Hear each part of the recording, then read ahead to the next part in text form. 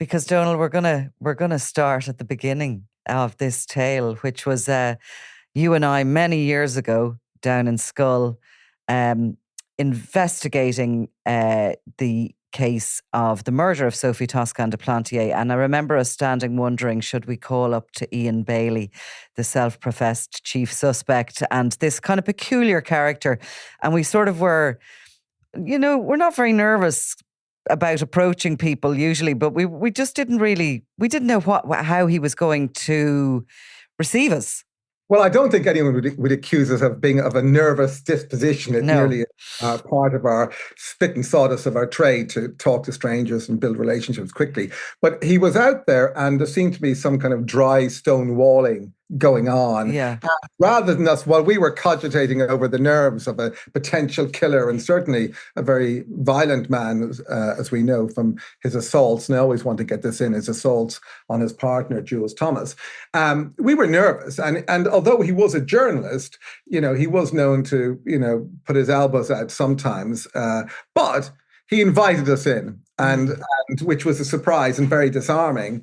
And it did point to something that was very, I suppose, relevant in his character, was that he never shied away from the publicity, good or bad. And in fact, he really invited it in many ways, and reveled in it. And there is certainly part of his character, whether you believe he's innocent or not, that he certainly is guilty of courting the press, and certainly of guilty of some degree of enjoyment. And there was a sense his life was given meaning in this long battle against the court case, against the possible Irish charge, and then against the extradition, which was never ending. And then after that long journey ended, his life kind of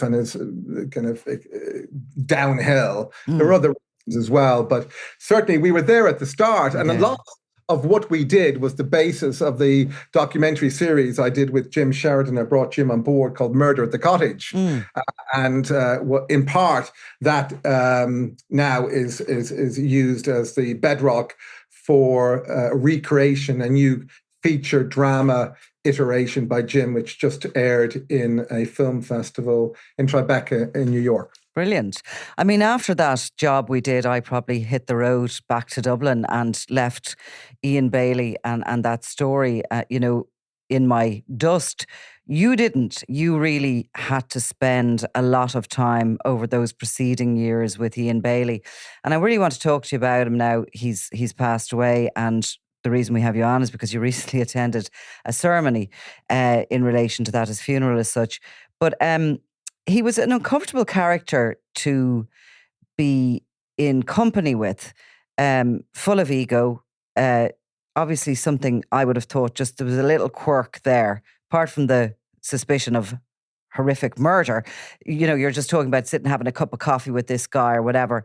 In the background, he had difficulties with alcohol on and off. He was easier to deal with, I would have said, when he was off it. When he was on it, he had a tendency to ring you up at night full of whiskey, talking nonsense. But throughout it all, there was this, you never really got a sense of warmth from him, or did you?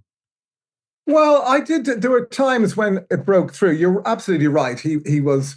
There was an ego there, possible, likely kind of narcissist. You'd imagine he'd have been diagnosed if he ever let himself or was offered to be psychologically assessed. But he.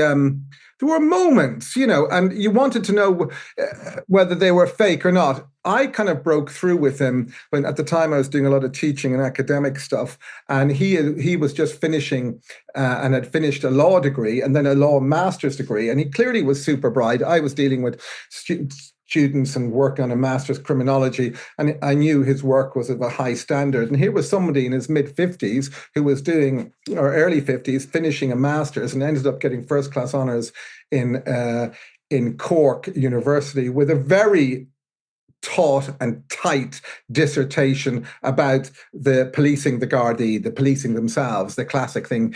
I think custodes, basically who's policing the policeman. And he only made one short reference in his dissertation about his case.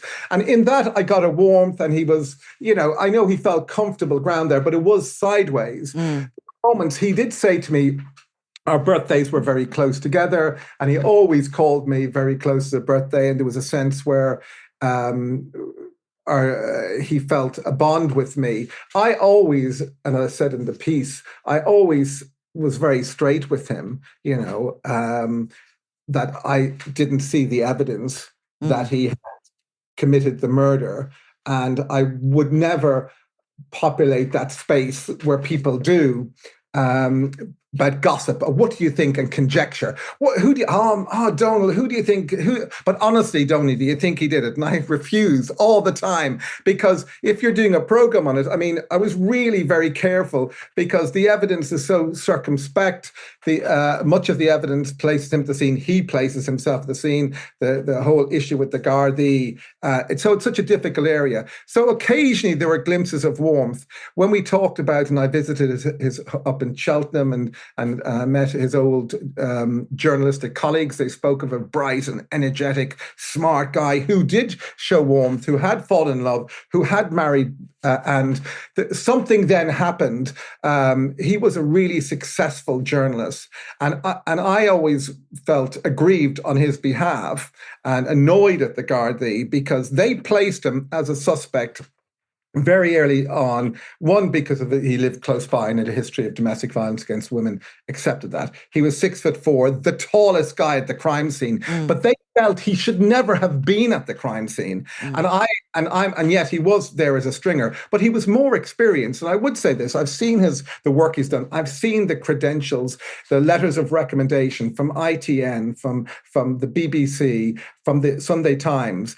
And so he was actually hugely experienced, more experienced, I would say, than most of the reporters attending the scene. And the other thing is, and all his previous colleagues held him in high regard before he kind of had a bit of a mental breakdown and left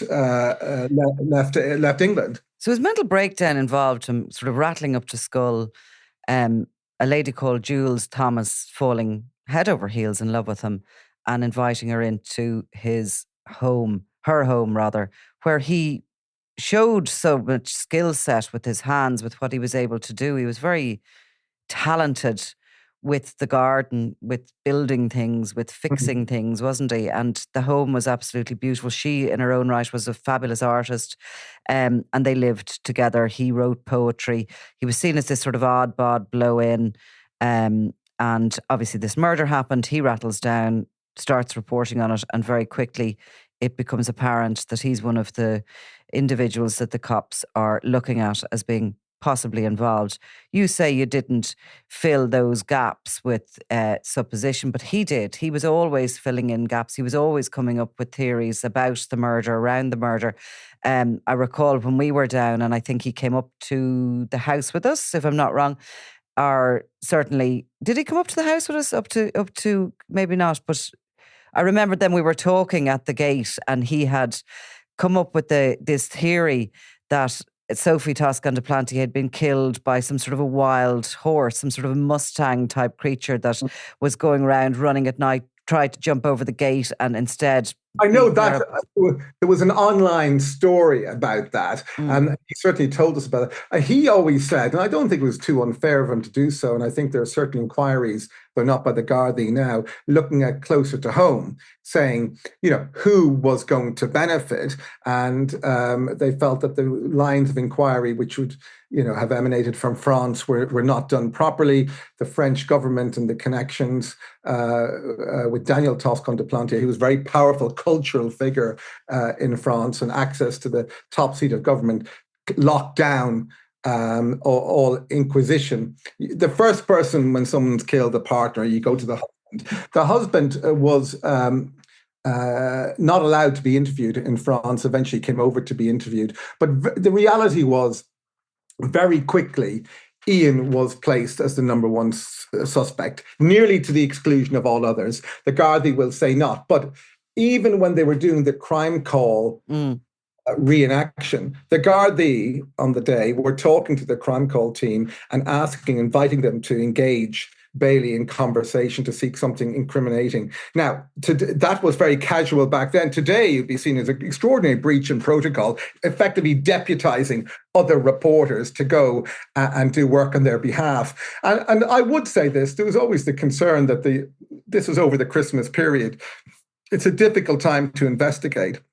But my one key concern, apart from the losing the evidence and, all sorts of egregious conduct by the Gardaí, particularly in denigrating him and calling him a big black bollocks, in recorded conversation, which carries all sorts of racist overturned tones, particularly about the outsider, the personification of the outsider, which Bailey got, because he would always say they've only targeted me because I'm 6'4" tall and they all think I'm going to steal their women. And English, I think, really was the kind of bottom line with the mustard. Yeah, the English and the outsider, but tall, good looking and threatening.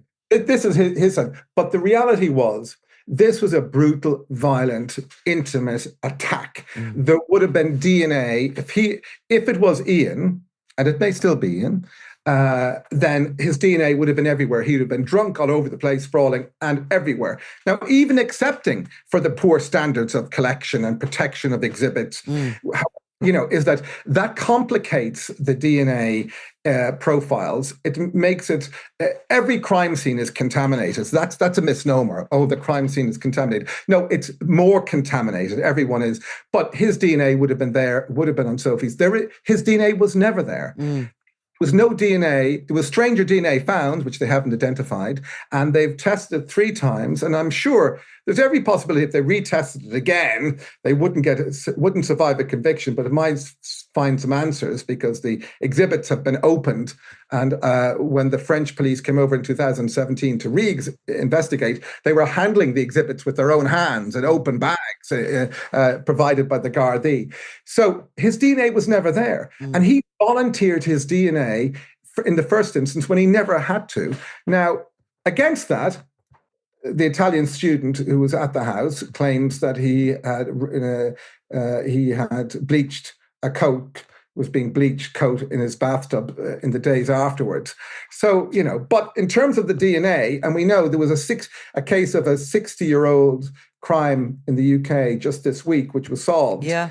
Result of DNA. You're thinking, hold on, this was 1996. Yeah. The DNA used for convictions for evidence has been since 1987 with the Pitchfork case over here. So I think if there is no evidence, then there has to be, any DNA evidence. That's my view. I don't know what your view has been. I just find it extraordinary that Ian Bailey has gone to, he's passed away now, and yet he still remains this kind of character that you can't take away and you can't fully leave him in the unsolved murder of Sophie Toscan de Plantier.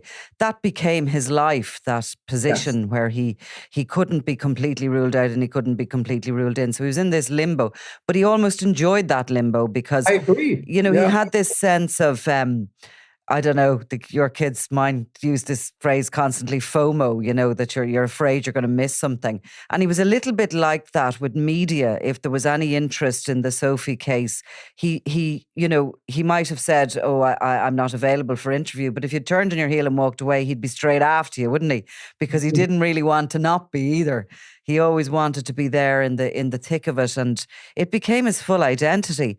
But in the meantime, there was a person there as well in the background, and that person was a difficult individual. He could be violent and had addiction issues, Donal. Can we talk about that a little bit? Yes, of course. Listen, he was an alcoholic, particularly with whiskey. He smoked grass and cannabis all the time. It was very good to get him on a good day, and he was clear, and he would act, and he would go through the evidence with you and the case, and he kept copious notes and paperwork, some of which he gave to me, and hopefully at some stage to get a home for it at any of the universities I've worked for. But he basically was essentially a very violent drunk. And certainly was. And he had 3 hugely violent assaults against Jules Thomas, his partner, who was a lovely woman, kindly, very smart, intelligent, but like many victims of domestic abuse, are very reluctant to leave their partners. And eventually, after when all jeopardy about extradition ended, she finally took the leap. And she didn't want to take the leap before that had closed down, lest anyone would think that she was leaving, that would impinge upon her conviction that Ian likewise had nothing to do with it. But if you looked at some of the photographs of the assaults, there but for the grace of God, Jules Thomas was not a murder victim. There but for the grace of God. So in terms of the capacity of Ian to commit murder, I think it's beyond doubt. Of course, he had that capacity. It was, And when he was sober, did he talk about those with shame? Did he remember them? Were these blackout moments for him? Well, no, he didn't go into detail. He just did a bland PR kind of response. You'll remember this, where, it was the whiskey speaking, I've moved on, I'm shamed about those. But a lot of the times you felt he was just tripping through just the old hackneyed phrases he'd given to other reporters over the years. And so it was a bit off pat. I mean, what was interesting was when he was in court, for the libel trial and also in for the civil trial where he had to hold account for himself, and he was kind of there in the crucible of the court. It's much hotter and it's stressful than one-to-one conversation. He did seem to buckle down. But he would always say he was sorry. He did it 3 times, and there was certainly no other incidents after 2003. But it was that we're led to believe, and I would say, and I was surprised at this, that although Jules did not turn up for the funeral, I have heard since that herself and Kay Reynolds, Ian's sister, who had arranged the memorial service on the Friday, which I'd attended with Frank Buttimer and Jim Sheridan and some other journalists and friends and supporters, that they got together the next day somewhere in West Cork, and a small collection of the ashes were distributed with Jules. And I think that was quite interesting, that although she left Ian, she didn't renounce Ian from her life entirely. She just, it was now time to change. And to be honest, I'd always said to Ian, I think, and he was annoyed at me for this, and I think, and I'd always said to Jules, you should leave him, as I would say to any victim of domestic abuse. He was always rattled when I said that, and even when they separated, he was devastated by it. But I always said it was better for her. And in the end, when it comes to that, I think he had no choice. But it did upset him, and he did feel as if. He did talk about re-romancing my missus, was his phrase, but the damage was done, and he would have been an incorrigible rogue from what I would have understood. And the dynamic between the two of them, certainly when we would have been there, was sort of, you could definitely sense she was crazy in love with him. There was this sort of, she was daft nearly about him. But you didn't feel that back. It was like, there was a lot of things you didn't feel back from him.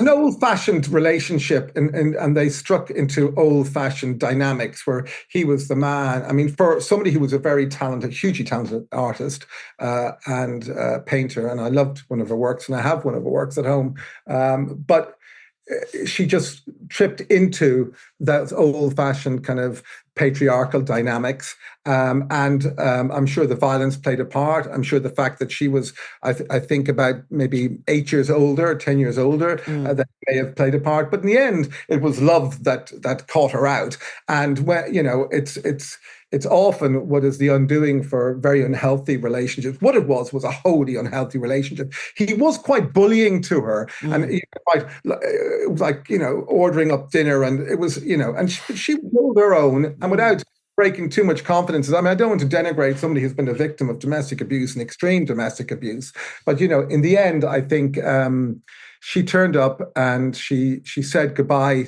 to Ian in her own way, privately, with a member of the family, and saluting whatever the best of what they had, and maybe with prayers and other thoughts about the worst of their times. And of course, it was she who brought most of those things they had to the table. It was her home. She was the working artist. He would sit in that home as if he owned it, and you certainly didn't, you'd have had to know it was hers.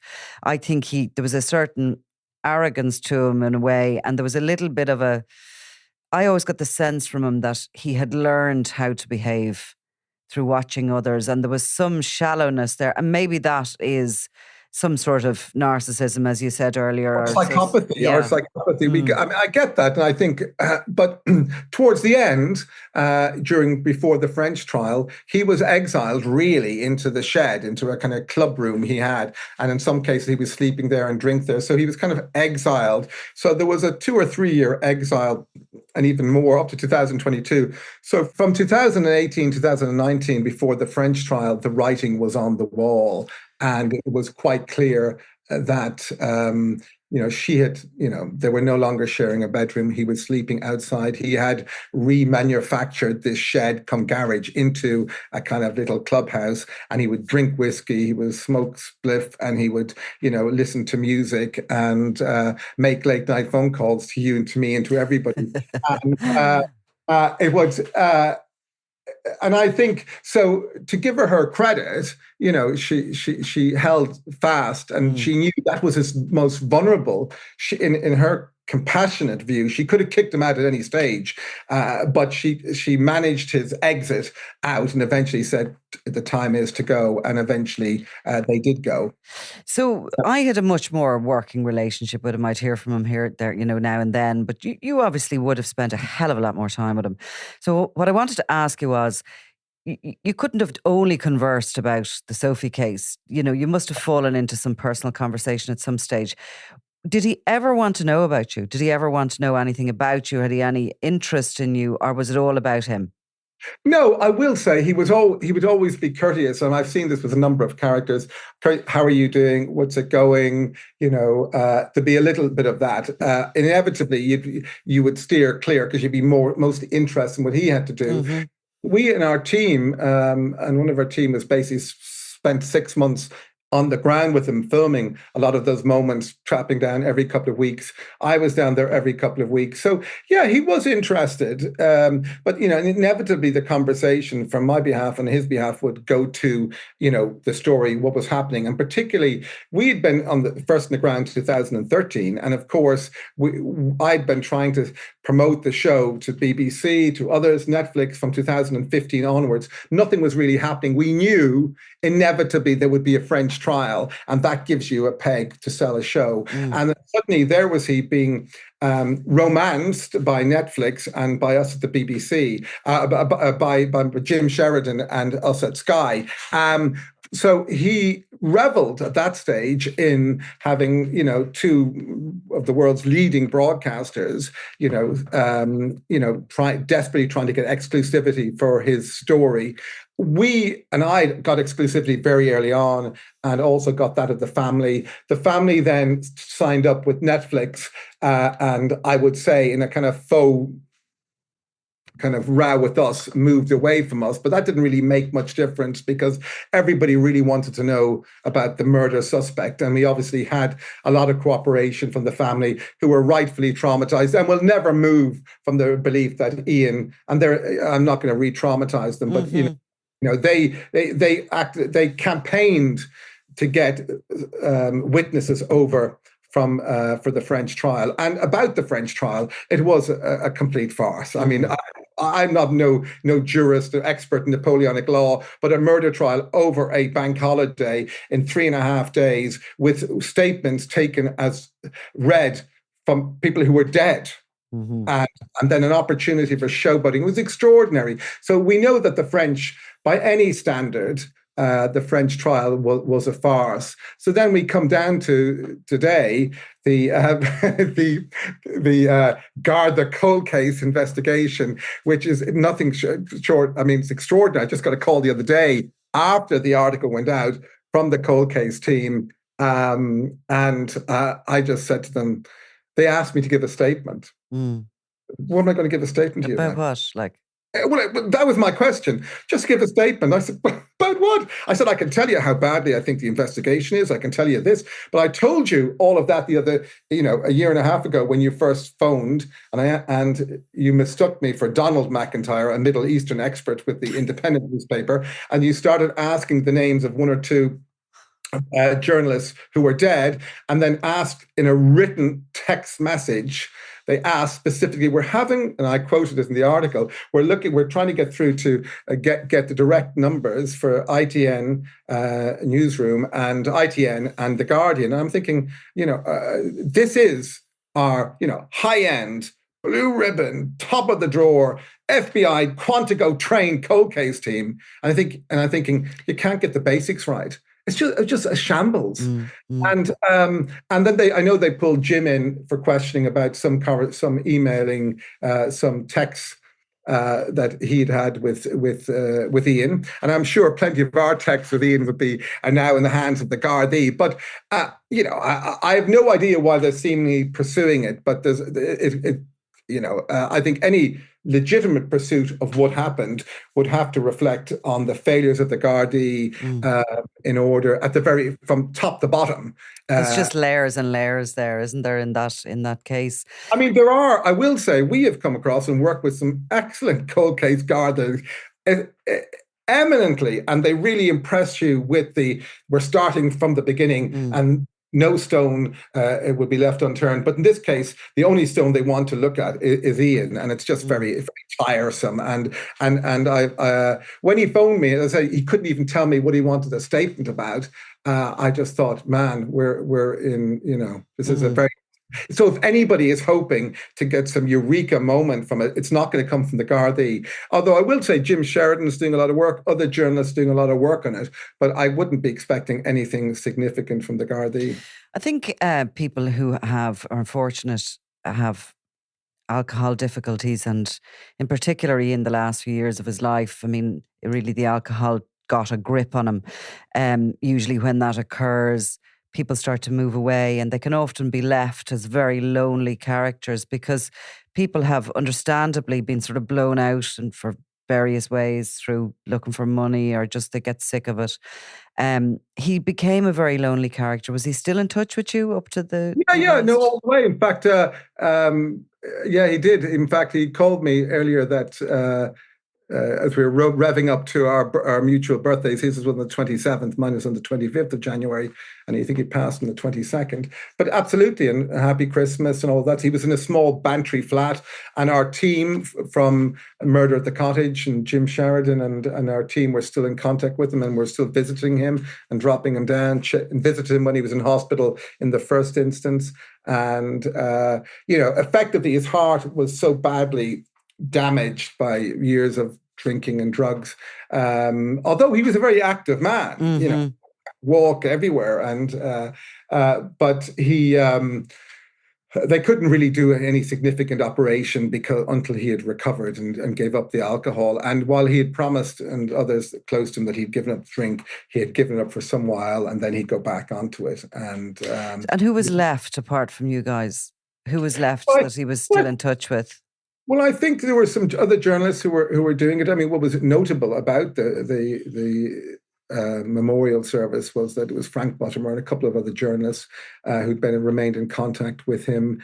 The West Cork podcasters there, Sam Bungay was there, and Sam's got a book coming out on the case, and I always say, and I said to Sam, well, I don't know whether they did or not.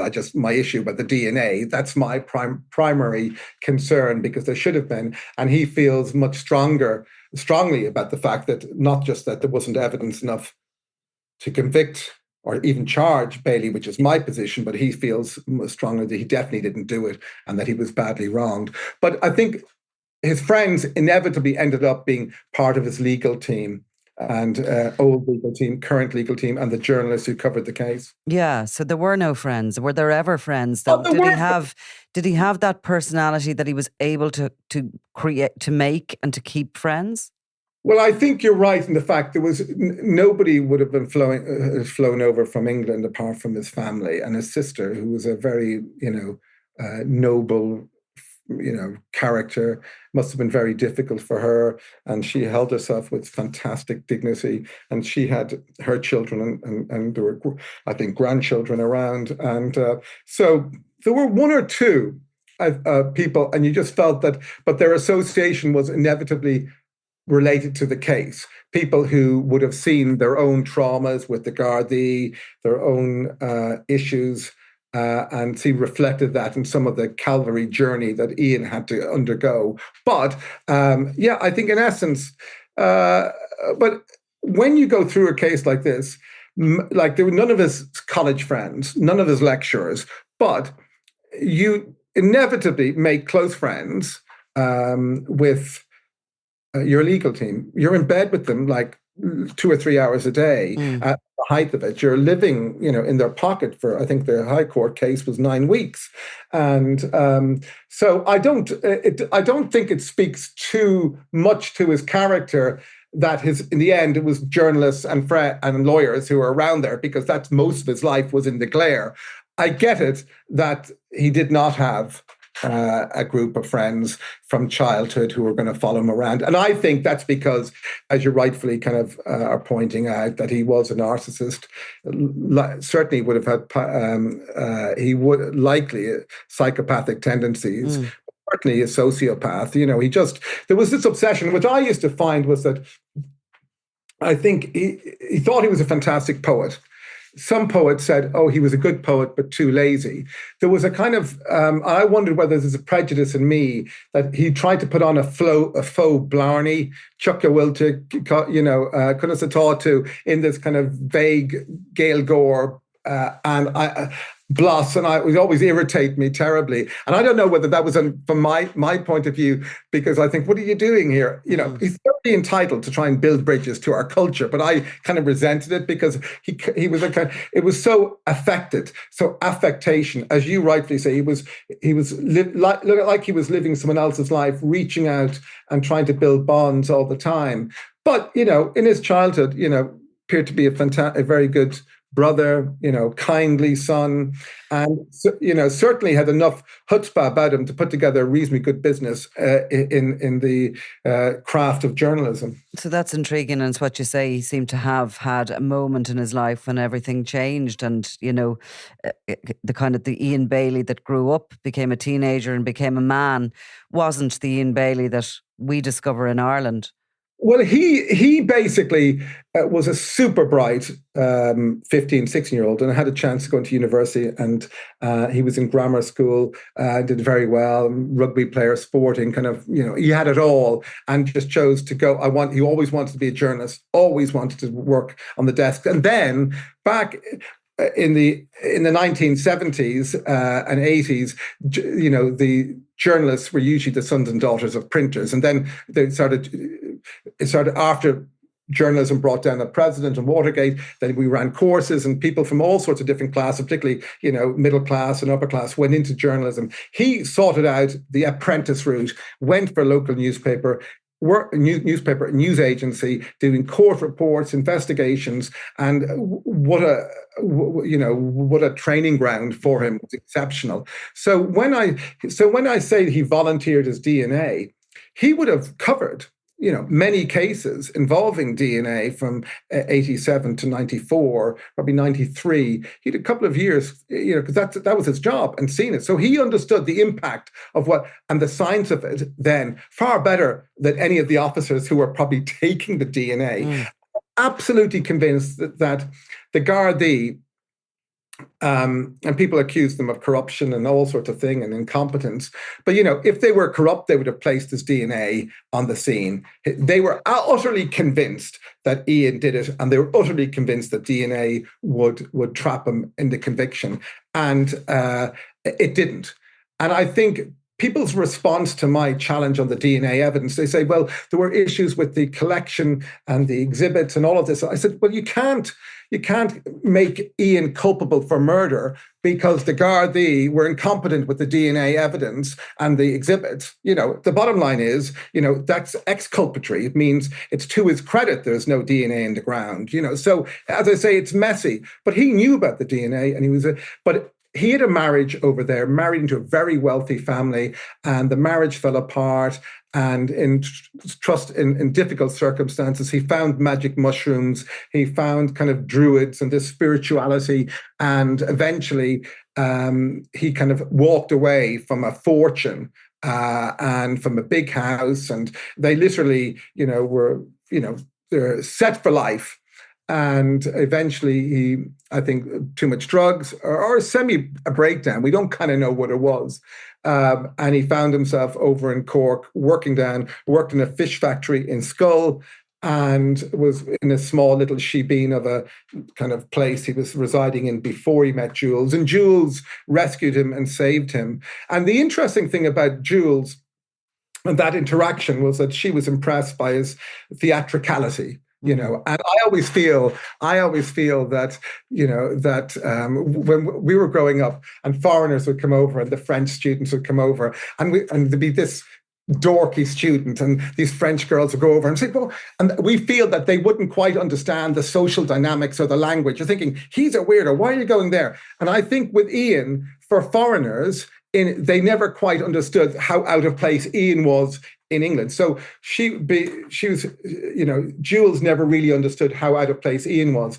And there's a very interesting thing. Sophie Toscan de Plantier, and the family believe this, and I think it may be the case, and we tackled with this, may have had interaction with Ian and may have been kind of engaged with him and caught up with his theatricality, his love of poetry, his larger than life presence, his love of music, just the kind of character you'd expect to meet in a wild, and yet she wouldn't have been able to, I think, to translate or to interpret the other things, which is the faux grandiosity and the concerning things about it all being about him. So I think if they did meet, and he denied it, and there was some claims that he had met, and some claims that she had certainly testimony that she had met somebody of Ian's ilk, then she would have been perhaps enraptured partially by the same kind of poetry,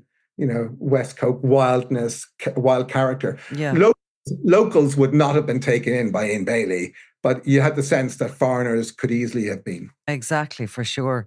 When some of your senses aren't with you because of your language and all the rest of it.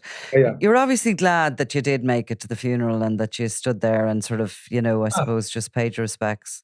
Well, I think it's right. When we inhabit someone else's life, and you'll have done this yourself with, in some cases where you engage with people who might have done bad things and yet they build a bond with you. But if I usually go into a story, and for better or worse, I try and keep a straight line, and that straight line, I've been, pretty honest with Ian all the way through. But so many people jump into people's lives and said, oh, we'll tell you a story, tell the world you're innocent, and they'll tell you what you want to hear, and then they fuck off and they abandon you. For better or for worse, we were always there. And I think, to be honest, I was delighted. I was invited by Kay, sister, and I was really pleased to be there as support to her. It was much more support to her and to her dignity than it would be for Ian. But of course, he's passed, and it's important to register and maybe, pay homage to the very best of his character, what you could see, and also to understand if he was innocent. And as I say, I don't see the evidence that he was guilty, but if he was innocent, you can imagine. And maybe that's a perspective in the Christian tradition, that, and in the jurist tradition, if he is innocent and he wasn't convicted in a legitimate court, the French court was a farce. But then I think you have to give him the benefit of the doubt. But if he genuinely was innocent, then what a cursed trauma that must have been for all of that time. On the other hand, if he was guilty, then, what a shameful act he was putting on for nearly 3 decades. For sure. Well, look, it's been a fascinating chat, and no doubt it was a fascinating, whatever type of relationship it was, a professional one with Bailey, but coming so close to him and getting an insight into what made him tick. So Donal MacIntyre, thank you very much. Pleasure. Thanks for having me. I'm Nicola Tallant, and you're watching Crime World, a podcast about criminals, drugs and the underworld in Ireland and across the globe. Make sure you subscribe to our channel and turn on notifications so you can be the first to watch all our latest episodes. You can also listen wherever you get your podcasts.